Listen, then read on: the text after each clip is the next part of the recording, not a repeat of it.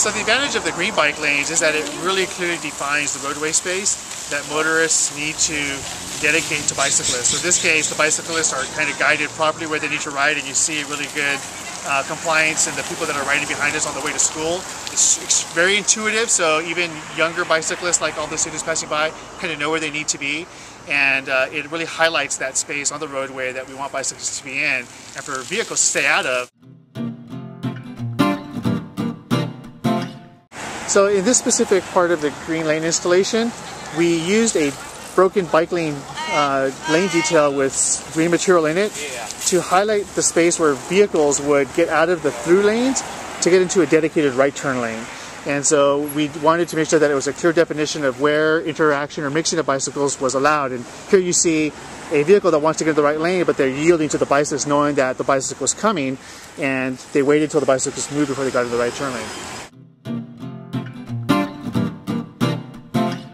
So bicyclists, just like motorists, have to make sure that they're aware of their surrounding environment. So in the case of a bicyclist, they want to use their hand signals for a left turn or a right turn, just as a motorist would use the turn indicators on their vehicles to indicate if they're making a left or right turn. And so that's something that bicyclists need to do, and it's also something that motorists need to be aware of, that they're sharing space with motorists in the green bike lanes, but also to make sure that they're watching the bicyclists to know what the bicyclists are going to be doing ahead of them.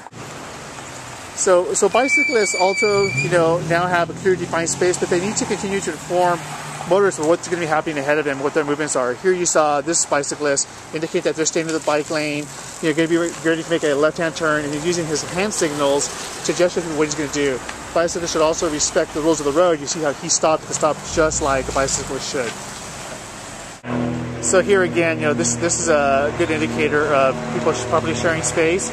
And you see how the bicyclists here are actually each using different hand signals to indicate that they're going to be turning right. So they're exiting the bike lanes itself and actually getting into the right lane to turn right, making a good stop, and then continuing forward.